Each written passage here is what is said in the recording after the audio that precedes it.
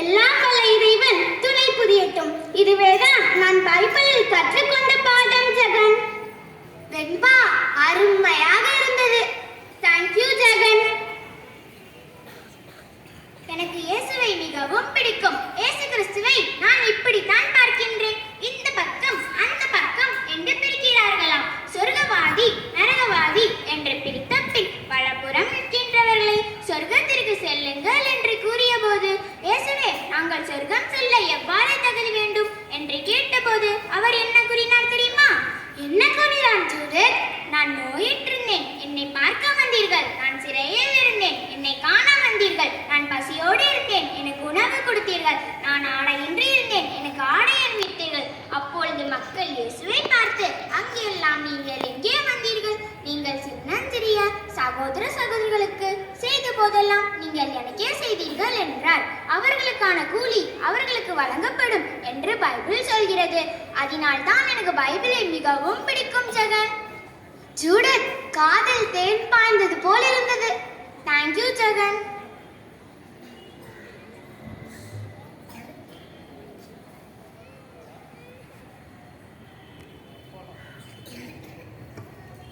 இயேசு கிறிஸ்துவின் மதிப்பீடுகளையும் பைபிளின் அதிசயங்களையும் அறிந்து கொள்ள கடவுள் இப்பள்ளியின் மூலமாக ஒரு வாய்ப்பினை தேர்ந்தெடுத்து தந்துள்ளார். இது நம்மை பல பேராபத்துக்களில் இருந்து காப்பாற்றும்.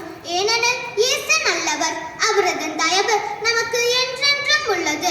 பைபிளில் வரும் ஒவ்வொரு வார்த்தைகளும் அறிவார்ந்த சிந்தனை கொண்டது, உணர்வு பூர்வமானது, வாழ்க்கை தடுமாறும் போது நம்மை சீராக்குவது. மத்தேயு 25:14-30. ஒரு முதலாளி இருந்தாராம்.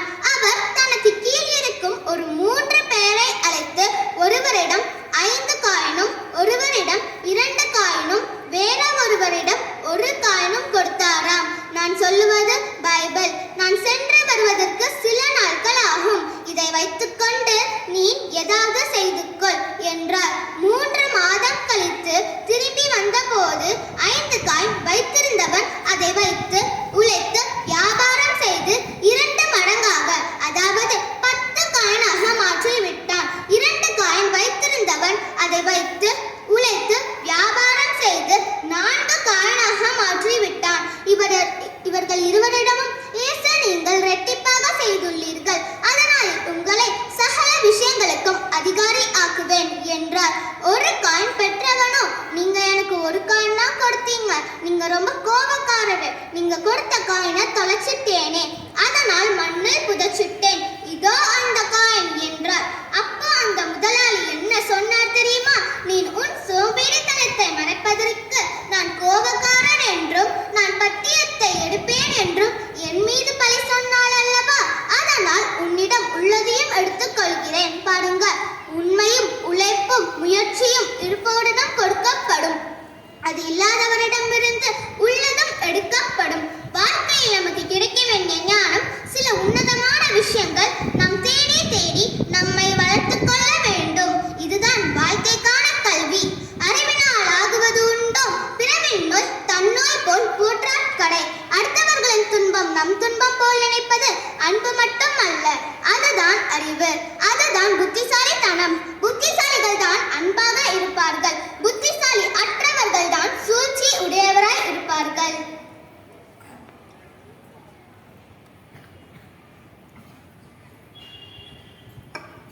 கிருத்திகா, காதில் தேன் பாய்ந்தது போல் இருந்தது. கிருத்திகா, மிகவும் அருமையாக சொன்னாய். Super, very good Krithika. Thank you Jagan.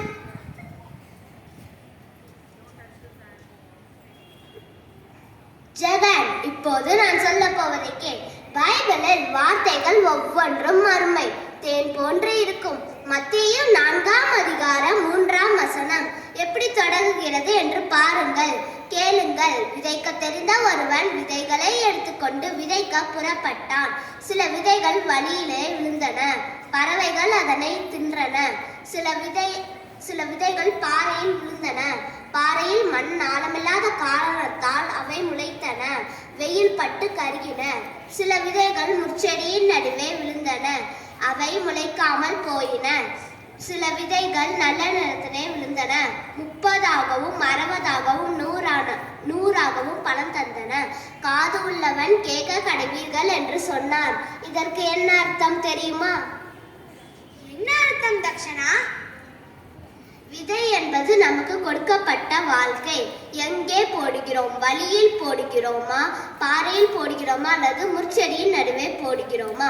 ஆசிரியர் நமக்கு கற்றுக் கொடுக்கும் பாடங்களை, பெற்றோர் நமக்கு தரும் அறிவுரைகளை ஆழ ஊன்றி கேட்காமலும் படிக்காமலும் இருப்பின் நம் வாழ்வு பலனில்லாமல் போய்விடும். அவற்றை நன்கு உணர்ந்து கற்றுக்கொண்டால் நம் தகுதிக்கு ஏற்ப கடவுள் நமக்கு நல்ல பலனை தருவார். எனவே அருமையான பள்ளியில் இடம்பெற்றுள்ள நாம் நல்ல நிலத்திலே விளைந்த விதைகளாய் பலன் தந்து இயேசுபிரான் கற்றுக் கொடுத்த மதிப்பீடுகளை கடைபிடித்து நம் பள்ளிக்கு நன்மாதிரியாய் விளங்குவோம். தக்ஷனா, உன் வார்த்தைகளை கேட்கும் போது மிகவும் இனிமையாக இருந்தது. Thank you Jagan. I love Jesus. Yes, I love Jesus. அவரை ஏன் நேசிக்க வேண்டும்? அவரை ஏன் தகப்பன் என்று சொல்ல வேண்டும்? அவர் நம் அனைவருக்குமாக யோசித்தவர். ஆஹா, இயேசு என்பது பேரன்பு. அவருடைய மீட்பு பணி என்பது அன்பை விதைப்பதுதான், வேறு எதுவும் கிடையாது. அனைத்து ஆன்மாக்களும் அவர் முன் மண்டியிட வேண்டும். அனைவரையும் முன்னே அனுப்பிவிட்டு சரியாக செல்கிறார்களா என பின்னென்று கவனிப்பவர் இயேசு. அனைவரையும் வழிநடத்துகின்ற நல்ல ஆயர்.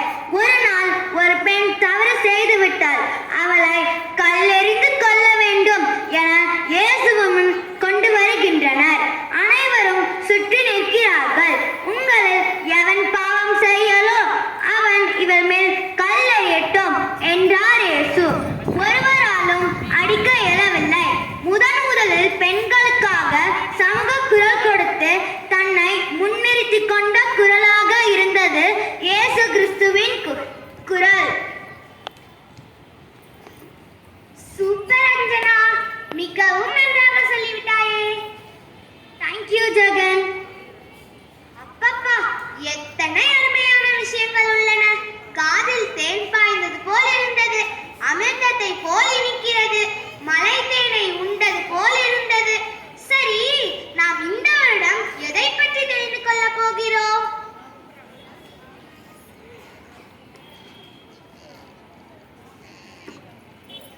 இவ்வளவு நேரம் பொறுமையாய் இருந்தாய் அல்லவா? இன்னும் few minutes பார்க்க போகிறோம். நம் பைபிள் பெரிய இறைவாக்கினர் பற்றிய புத்தகங்கள் மற்றும் சிறிய இறைவாக்கினர் பற்றிய புத்தகங்கள் என பல புத்தகங்கள் உள்ளது. இதில் பெரியவன் சிறியவன் என எந்த ஏற்றத்தாழ்வும் இல்லை. ஆனால் அவர்கள் தரும் செய்திகளை கொண்டுதான் பிரிக்கப்பட்டுள்ளது. எனவே இன்று நாம் பார்க்க போவது யோனா என்னும் இறைவாக்கினரை பற்றியார். சரி